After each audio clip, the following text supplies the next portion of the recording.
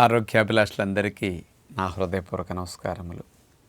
పూర్వం రోజుల్లో 80-90 సంవత్సరాల వయసు పైబడిన పెద్దలకి మతిమరుపు రావటము, జ్ఞాపక శక్తి తగ్గటము, కొన్ని వస్తువులు, పనులు, పేర్లు ఇట్లాంటి గుర్తు రాకుండా ఇబ్బంది పడటము ఇలాంటివి జరిగేవి. అంటే మంచం మీద రెస్ట్గా లేకపోతే ఇంట్లో కదలకుండా నీడపట్టు నుండే ఆ ముసలితనంలో ఇలాంటిది వస్తే ఇంకా ఎక్కువ రోజులు ఉన్నాం కాబట్టి పర్వాలేదు, బాధ్యతలన్నీ అయిపోయినాయి కాబట్టి అనుకుని అడ్జస్ట్ అయ్యేవారం, పెద్ద ఇబ్బంది ఉండేది కాదు. కానీ ఆ మతిమరుపు అనేది, డిమెన్షియా అనేది 55 ఏళ్ళకి 50 ఏళ్ల నుంచే మొదలైంది ఇప్పుడు ప్రపంచవ్యాప్తంగా. రిటైర్మెంట్ ఏజ్కే రిటైర్మెంట్ అయిన వెంటనే కూడా ఇట్లాంటి సమస్యలతో చాలామంది బాధపడుతున్నారు. 60-70 ఏజ్ లోపు వారికే 50 నుంచి మతిమరుపు ఎక్కువగా ఉంటున్నది. మరి దీనికి ఈ డిమెన్షియా మతిమరుపుకి మందులు ఉండవు, వైద్యం ఉండదు. దీనికి పరిష్కారం ఉండదా? ఇక జీవితం ఇంతేనా? ఇక రకరకాలుగా మానసికంగా కుంగుబాటు రావటము, ఇట్లా జ్ఞాపకం లేకపోయేసరికి అనేక ఇబ్బందులు ఎదుర్కోవటం జరుగుతూ ఉంటుంది కదా. మరి ఇలాంటి సమస్యకు మందులు లేవు, ఇక ఏ డాక్టర్ ఏం చేయటానికి లేదు. కానీ జీవనశైలి ఏమన్నా పరిష్కార మార్గాన్ని చూపుతుందా అనే ఆలోచన అమెరికా వారికి వచ్చి, అమెరికాలోని preventive medicine research institution PMRI వీళ్ళు ఇలాంటి వారికి ఏదన్నా సొల్యూషన్ ఇవ్వచ్చా, అసలు వస్తుందా మార్పు అని తెలుసుకోవటం కోసం ఈ ప్రారంభ దశలో మతిమరుపు వచ్చిన 55 ఏజ్ నుంచి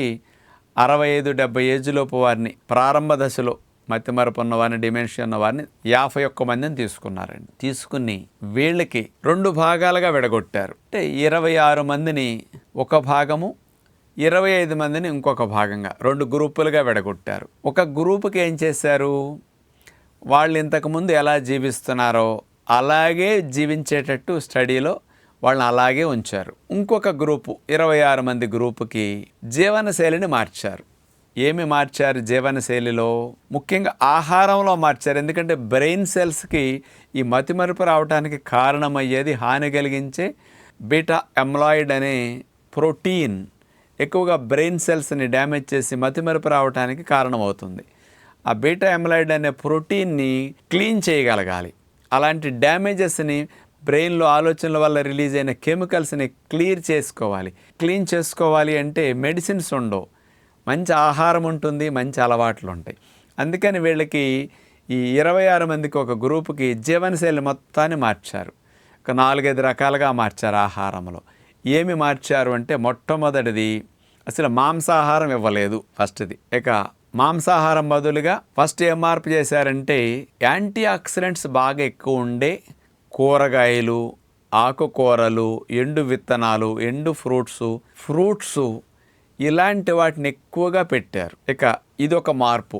ఇక రెండో మార్పు ఏంటంటే, రిఫైన్ చేసిన కార్బోహైడ్రేట్స్ని, అంటే వైట్ ప్రొడక్ట్స్, అంటే తెల్లటి పిండి పదార్థాలు, పాలిష్ పట్టినవి, ఇలాంటి వాటిని పెట్టకుండా కాంప్లెక్స్ కార్బోహైడ్రేట్స్ ఉండే మిల్లెట్స్, అలాంటి అన్నాలు, రవ్వలు, పిండ్లు ఇట్లాంటి వాటిని ఎక్కువ ఉపయోగించారు. ఇంకా మార్పు ఏం చేశారంటే, ఆహారంలో వీళ్ళకి ప్రాసెస్ చేసిన చక్కెరలు కానీ, డ్రింక్స్ కానీ, కూల్ డ్రింక్స్ కానీ, ప్రాసెసర్ ఫుడ్స్ కానీ ఇట్లాంటివి అసలు పెట్టలేదు. ఇంకోటి ఏం చేశారంటే, ఈ 4తో పాటు పసుపు ద్వారా లభించే కర్క్యూమిన్ అనేది ఔషధ గుణం, మరియు కొన్ని మల్టీవిటమిన్ మరియు ఖనిజాలు, ఇట్లాంటి లవణాలు ఉండే విధంగా సప్లిమెంట్ ఇచ్చారు మెడిసిన్ రూపంలో, ఔషధ గుణం కోసం పసుపునివ్వకుండా. ఇట్లా ఈ మార్పు చేసి రోజు గంట కంపల్సరీ యోగాసనాలు, ప్రాణాయామం, శ్వాసలు ఎక్కువగా వెళ్ళే ప్రాణాయామం, రిలాక్సేషన్ టెక్నిక్స్, ఎందుకంటే స్ట్రెస్ అండ్ యాంగ్జైటీ లెవెల్ తగ్గటం కోసం ఇలా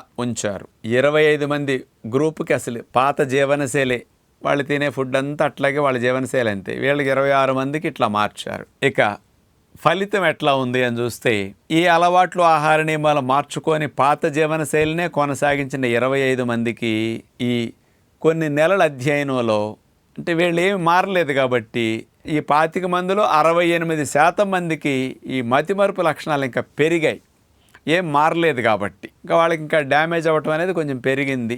అదే జీవనశైలిని పూర్తిగా మార్చిన వారికి మాత్రం ఈ 26 మందిలో 71% జనాలకి మతిమరుపు తగ్గింది. ఇంకా వాళ్ళ సమస్య పెరగకుండా తగ్గటం జరిగింది 71% జనాలకి. బాగా వాళ్ళకి సాధారణ స్థితికి వెళ్ళినట్టుగా ఫీలింగ్ వచ్చేసింది అనమాట. 71% మందికి జీవనశైలి మార్చేసరికి వెంటనే ఇంప్రూవ్మెంట్ కనపడింది, మతిమరుపు పోయినట్టు అనిపించింది. వాళ్ళకి ఏ విధంగా కూడా బ్రెయిన్ కోసం ఇంతకుముందులాగా తడబాటుగా ఉండటం కానీ, కాన్ఫిడెన్స్ లెవెల్స్ కానీ ఇవన్నీ బాగా ఇంప్రూవ్ అయినాయి. 70% రిజల్ట్స్ జీవనశైలి మారేసరికి వెంటనే వచ్చేసాయని పరిశోధనలో రుజువైందనమాట. అందుకని దీన్ని బట్టి మనకు అర్థమవుతున్నది ఏంటంటే, శైలి మారితే మతిమరుపు మాయమైపోతుంది. ఆ హెడ్డింగ్తోనే మన తెలుగు దినపత్రిక ఈనాడులో శీర్షిక రూపంలో వచ్చేసింది. అంటే మన జీవన శైలి మన బ్రెయిన్కి ఎంత బాగా సహకరిస్తుందో ఆలోచించండి. మన ఋషులు 140-150 సంవత్సరాలు బ్రతికినా వాళ్ళకి మతిమరుపు రాలేదే.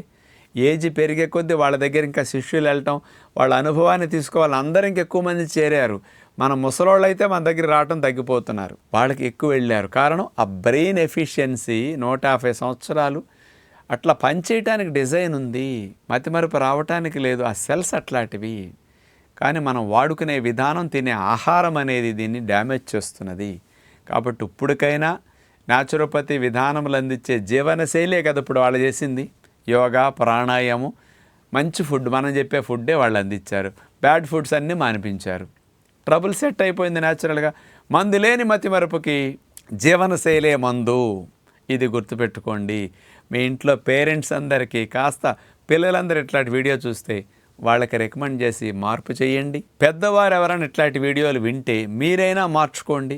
ఇలాంటి జీవనశైలి ఇంట్లో మార్చుకోవడానికి మీకు కుదరట్లేదా? ట్రైనింగ్ కావాలా?